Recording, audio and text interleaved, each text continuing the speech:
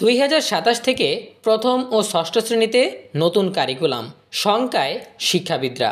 এই বিষয়ে বিস্তারিত আলোচনা থাকছে আমাদের আজকের ভিডিওতে।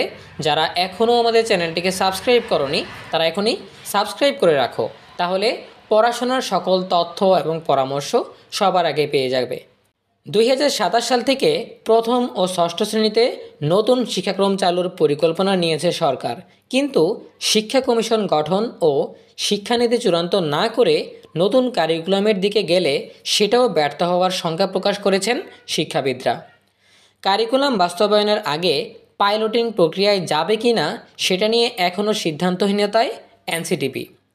কারিকুলামকে বলা হয় শিক্ষার সংবিধান।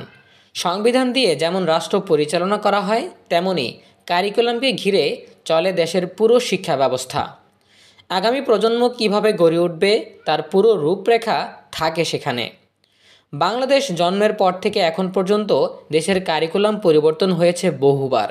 যখন যে সরকার ক্ষমতায় এসেছে সেই সরকারই তার দলীয় এজেন্ডা বাস্তবায়নের হাতিয়ার হিসেবে ব্যবহার করেছে এই শিক্ষাকে। বহুমুখী শিক্ষায় কাঙ্ক্ষিত দক্ষ জনগোষ্ঠীও তৈরিতে রয়ে গেছে দুর্বলতা। সবশেষ পতিত আওয়ামী লীগ সরকার প্রণীত শিক্ষাক্রমে যা স্পষ্ট হয়ে ওঠে, সক্ষমতা ছাড়াই তড়িঘড়ি করে সম্পূর্ণ নতুন একটি কারিকুলাম চাপিয়ে দেওয়া হয়। দিন শেষে লেজে গোবরে অবস্থায় ব্যর্থ হয় সেই অপরিকল্পিত কারিকুলাম। ঢাকা বিশ্ববিদ্যালয়ের শিক্ষা ও গবেষণা অনুষদের অধ্যাপক মুজিবুর রহমান বলেন, এই কারিকুলামটা ক্যারি করবে কে? শিক্ষক।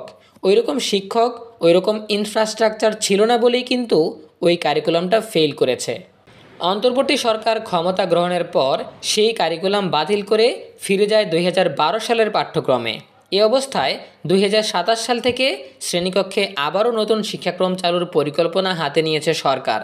এরই মধ্যে যুক্তরাষ্ট্র, যুক্তরাজ্য, অস্ট্রেলিয়া, ফিনল্যান্ড, স্কটল্যান্ড, চীন, Bharat, Sri Lanka, Pakistan, Philippines, Singapore, Malaysia, Indonesia, Japan, দক্ষিণ কোরিয়া ও কেনিয়ার কারিকুলাম পর্যালোচনা করেছে এনসিটিবি।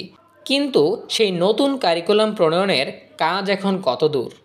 এনসিটিবির চেয়ারম্যান অতিরিক্ত দায়িত্বপ্রাপ্ত রবিউল কবির চৌধুরী বলেন, কারিকুলাম ডেভেলপমেন্টের অনেকগুলো স্টেজ আছে। চাহিদা নিরূপণ বা পরিস্থিতি পর্যালোচনার যে জায়গাটা আছে সেই জায়গায় কাজ চলছে। সবারই মতামত এখানে গ্রহণ করা দরকার। সেই গ্রহণ করার লক্ষ্যে আমাদের যেই প্রক্রিয়া, সেই প্রক্রিয়ার কাজ চলছে। কিন্তু কোন ভিত্তিতে আবারও তৈরি হচ্ছে নতুন কারিকুলাম? শিক্ষাবিদরা বলছেন, শিক্ষা কমিশন কিংবা শিক্ষানীতি ঠিক না করে কারিকুলাম করলে তা আবারও মুখ থুবড়ে পড়বে। অধ্যাপক মুজিবুর রহমান বলেন, প্রাথমিক শিক্ষা কোন পর্যন্ত থাকবে, কি শেখানো হবে না হবে, পুরো নির্দেশনা থাকতে হবে শিক্ষানীতিতে। এই জিনিসগুলো করার জন্য সবার আগে দরকার হলো একটি শিক্ষা কমিশন। আমি 5টা দেখে একটা কারিকুলাম বানিয়ে ফেললাম, এতে হবে না। নির্বাচিত সরকারের অধীনে কারিকুলাম তৈরির পরামর্শ আরেক শিক্ষাবিদের। তড়িঘড়ি নয়, সক্ষমতা বাড়িয়ে 2028 সালে নতুন শিক্ষাক্রম বাস্তবায়ন করা যেতে পারে। একমুখী শিক্ষার প্রতি গুরুত্ব দিতেও আহ্বান তার। শিক্ষা গবেষক ডক্টর মুস্তাফিজুর রহমান বলেন, যেই ফ্রেমওয়ার্কের মাধ্যমে বাংলাদেশের সব শিক্ষা ব্যবস্থা একটি ছাতার নিচে আসবে, বেসিক কতগুলো বিষয়, সেই বিষয়গুলো সবাই পড়বে। কওমি মাদ্রাসার বিষয় এটা থাকবে, এটা ছিল, ধর্ম ওখানে পড়ানো হবে। কিন্তু এর অর্থ এই না যে আমাদের জাতীয় কারিকুলামের বাংলা, ইংরেজি, গণিত ওইখানে পড়ানো হবে না।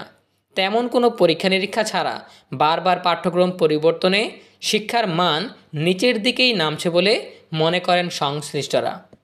প্রিয় শিক্ষার্থীরা, এই ছিল আমাদের হাতে থাকা আসন্ন নতুন শিক্ষাক্রম নিয়ে সর্বশেষ তথ্য।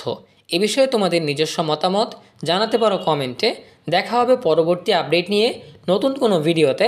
সেই পর্যন্ত তোমরা সবাই ভালো থাকো, সুস্থ থাকো, নিরাপদে থাকো এবং সবসময় ইএনইউবির সাথেই থাকো। তোমাদের সকলের জন্য রইল অনেক অনেক শুভকামনা। ধন্যবাদ সবাইকে।